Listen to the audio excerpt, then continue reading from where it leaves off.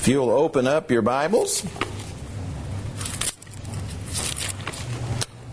to the book of Hebrews.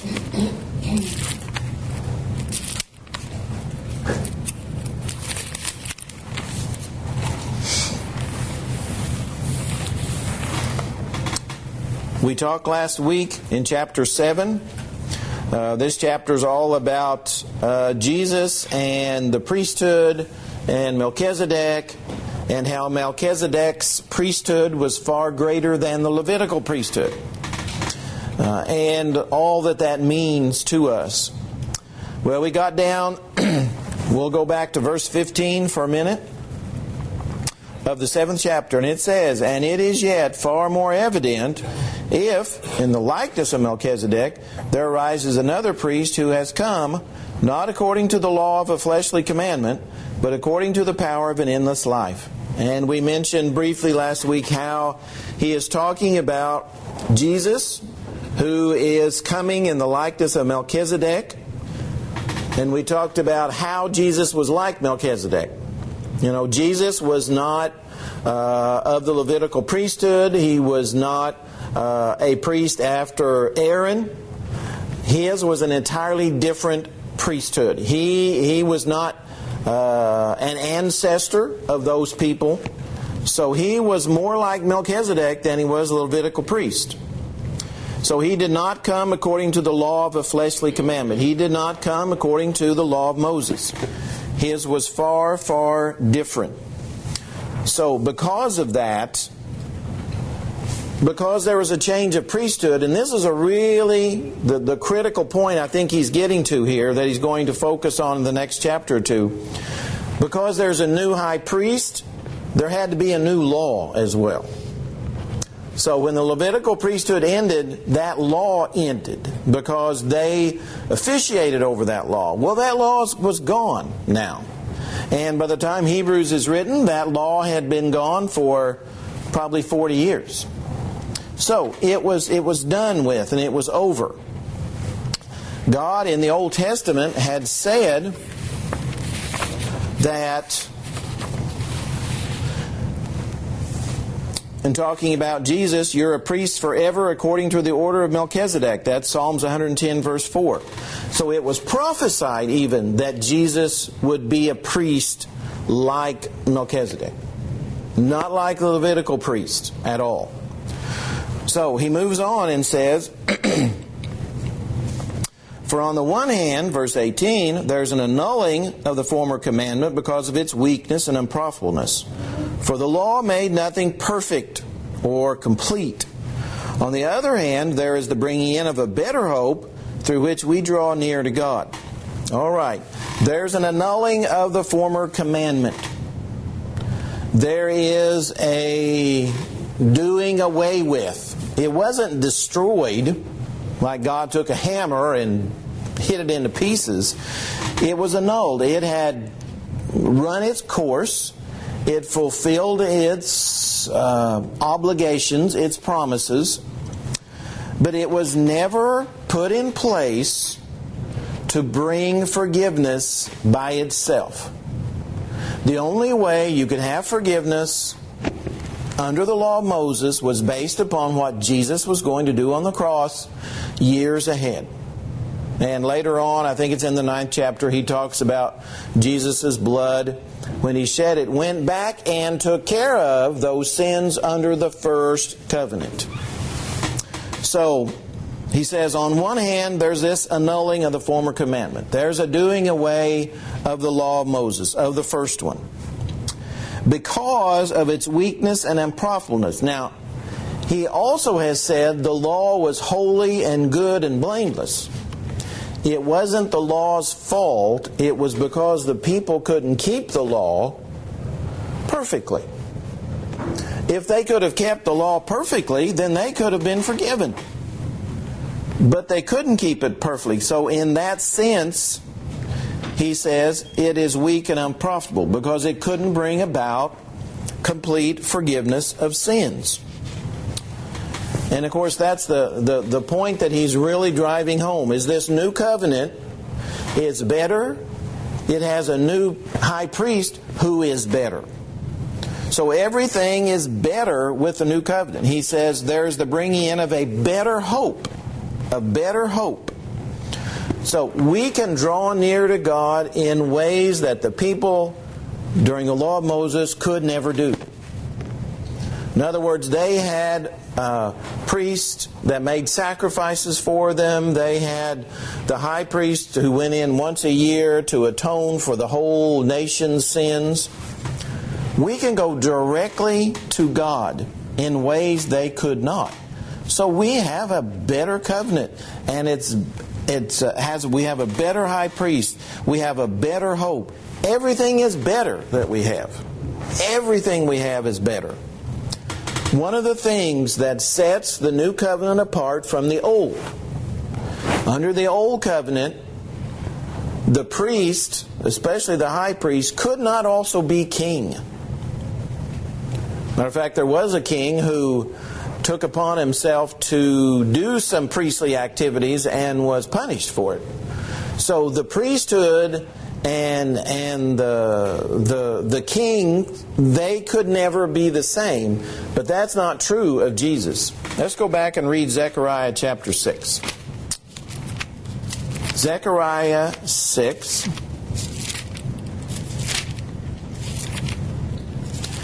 And it is verse, I believe, 13. My pages are sticking together. Zechariah 6. Verse 13. Would someone read that for us? Yeah, that's the right verse. Zechariah 6:13. Even he shall build the temple of the Lord, and he shall bear the glory, and shall sit and rule upon his throne, and he shall be the priest upon his throne, and the council of peace shall be between them both. All right, now the prior verse talked about him being the branch, which is always a reference to Jesus. And it says, notice he's going to do two things. He's going to sit and rule on his throne, and he's going to be a priest on his throne. So you couldn't do that under the law of Moses. You couldn't be priest and king. But Jesus is both. That's another reason why this new covenant is so much better than the old. So, the old, because it could not completely take away sins, then there had to be a bringing in of the new. Now, there could not be two laws in effect at the same time. Could not be two laws. Well, think about how crazy our world would be if you were on I-44 and on one side of the road the speed limit said 60, on the other side of the road the speed limit said 70. Well, you could see how chaotic that would be. Well, the same way with the old and new law. They could not both be in effect at the same time. The law of Moses did some great things. The law of Moses identified what sin was. It did a great job of that. It did a great job. You go back and read the book of Leviticus. The book of Leviticus identifies sin after sin after sin and what you needed to do to sacrifice for it, whether it's this sin or that sin. So the law of Moses did a great job of identifying sin. Number two, it did a great job of showing how terrible sin was. Because with certain sins, then you had to take one of your lambs and you had to kill it. Well, that showed how terrible your sin was, because something had to give up its life for your sin because of what you did. So the law of Moses identified sin, plus it showed the consequences of sin. So both of those things it did, and did really, really well. But it couldn't completely take away sin. And that's why he says it was weak and unprofitable. Now it did have some profit, but compared to the new covenant, the new law, it was weak and unprofitable. So now, because that law has been done away with on the cross, taken away, then we have a much better law in many, many ways. And God was the only one who had the power to do that. I couldn't take away the law of Moses. Nobody could. It was only Him. He is the only one that could do it. And so the law had a purpose, but when it was fulfilled, it had to be taken away. So let's go to Galatians chapter 3 and notice that verse that says that very thing. Galatians 3. And if someone would read verse 19. Galatians 3, verse 19.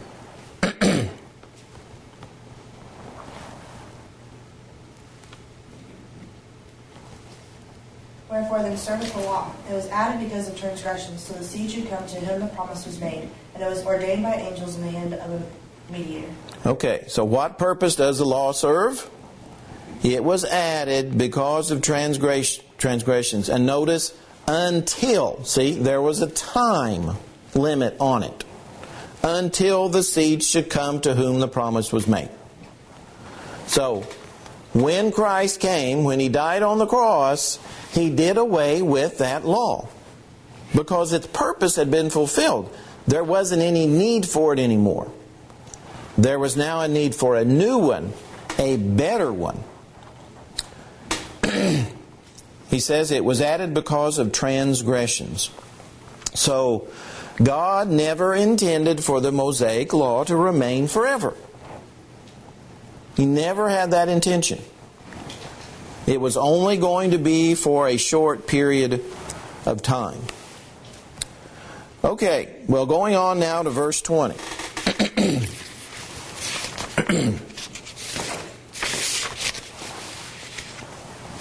He says, and inasmuch as He was not made priest without an oath, for they have become priests without an oath, but He with an oath, by Him who said to Him, the Lord has sworn and will not relent, you are a priest forever, according to the order of Melchizedek.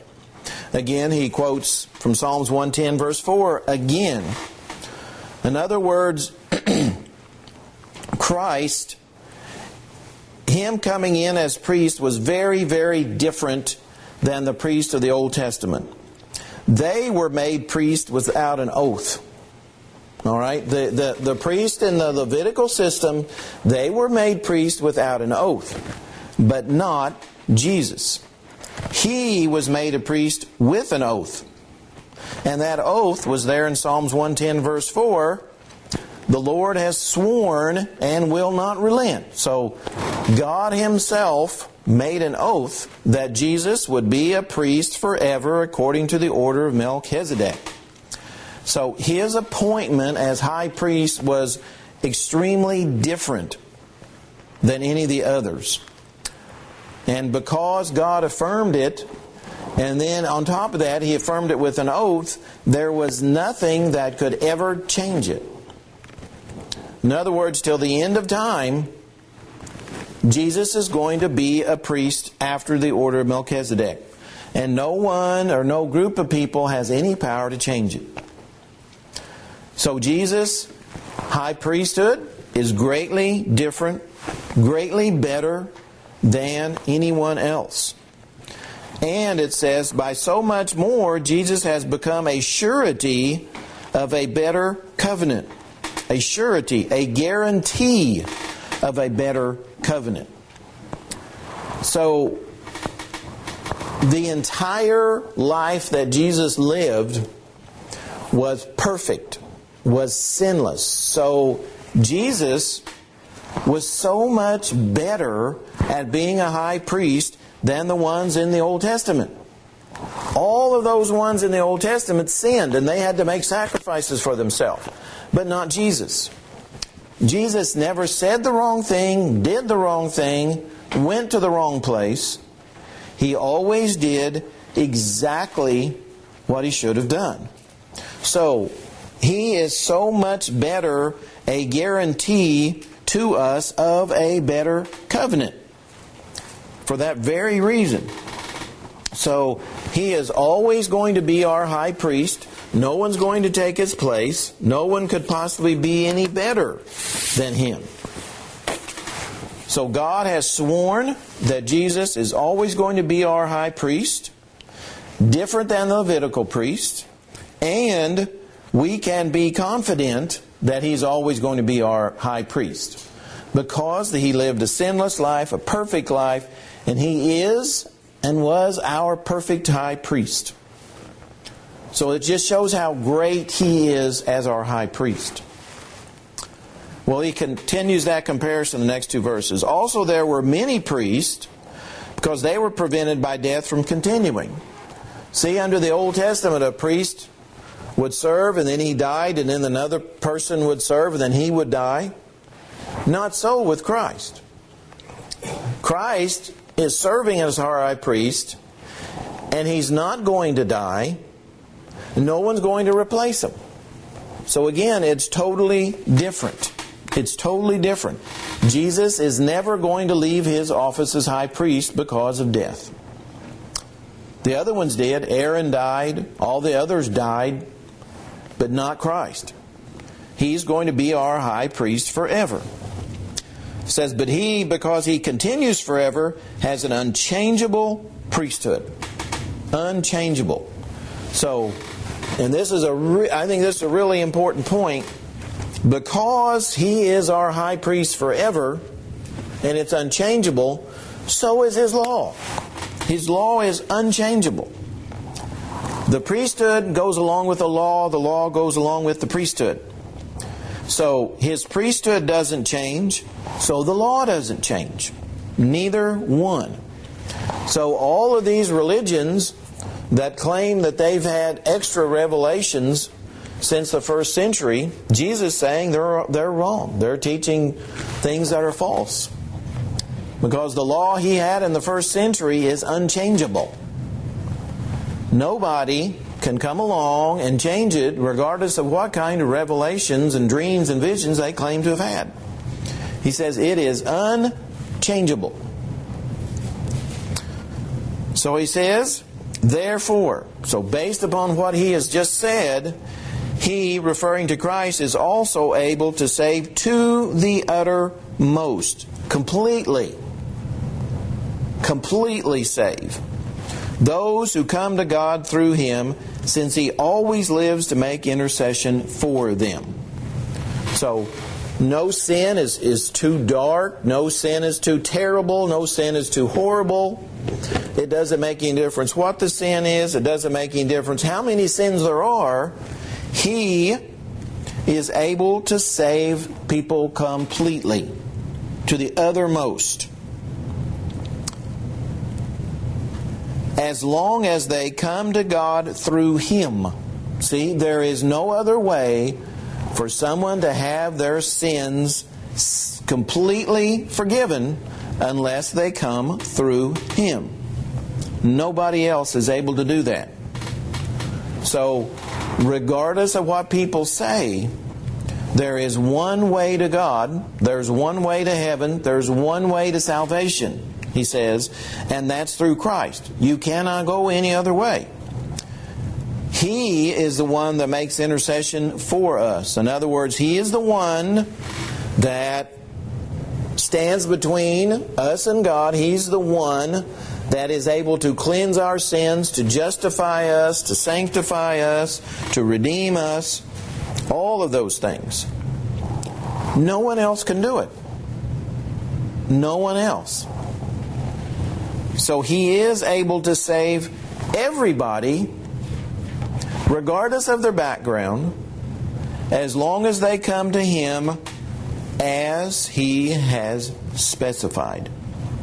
And that is an important point. There is no other way to heaven, no other way to the Father except through Christ. Jesus Himself said, I am the way, the truth, and the life.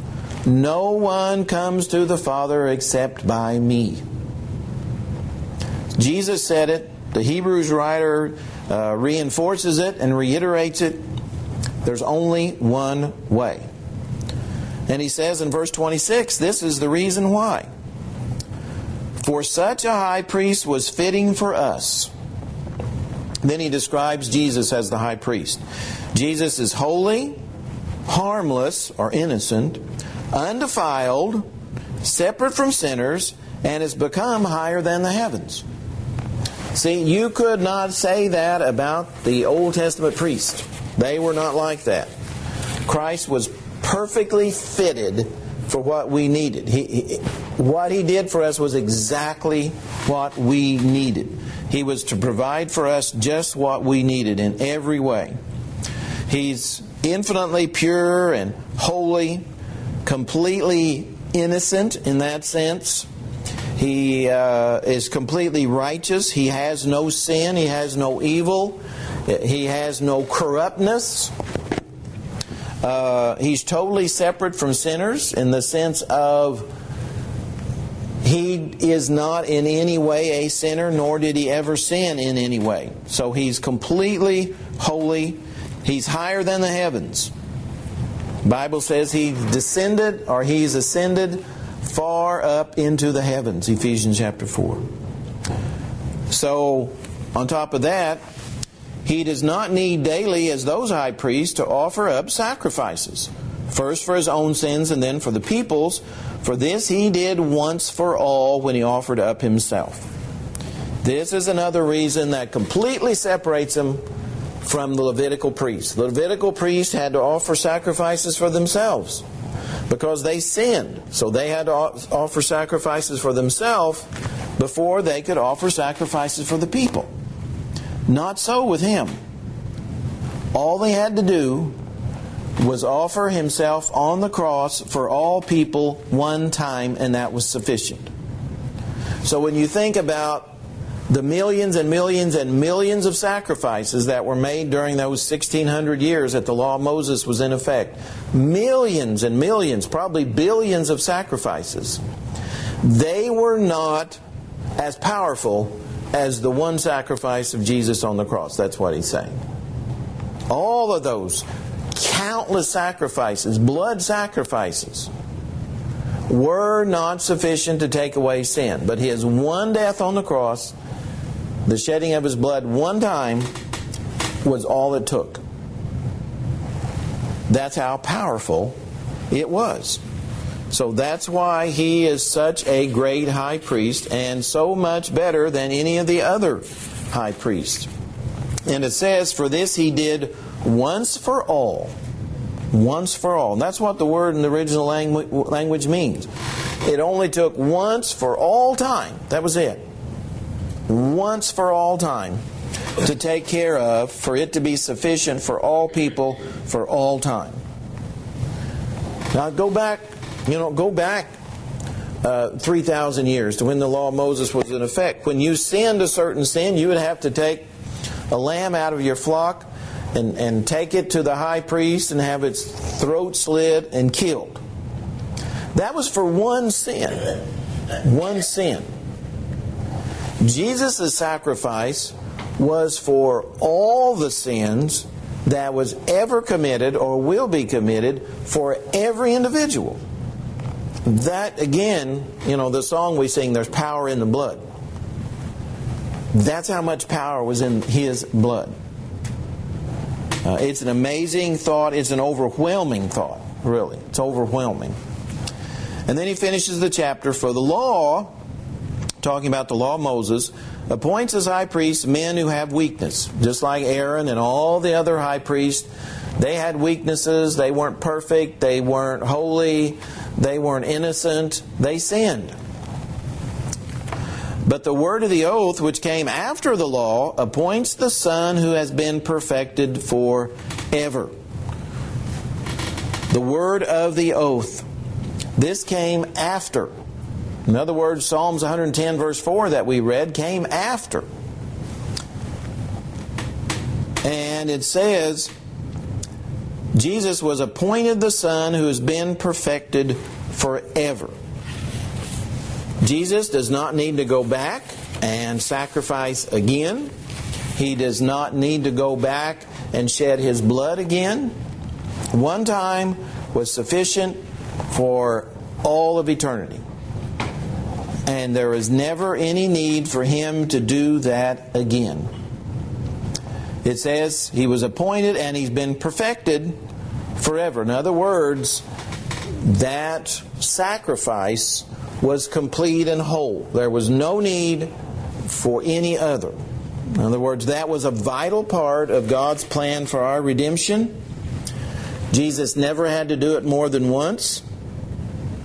Like was said there in Psalms 110 verse 4 by God. He's appointed a priest forever. Never going to be another one. He's never going to die. He's never going to be replaced.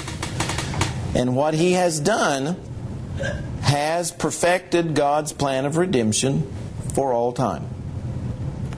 Never any more to be done. And that ends this tremendous chapter that talks about how great our high priest is. And we need to be, like it says, thankful for the high priest that we have.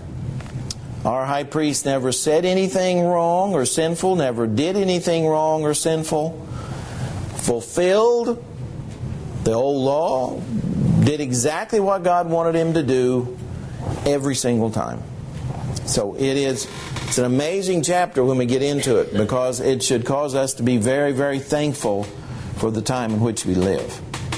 Well, that's probably a good place to stop.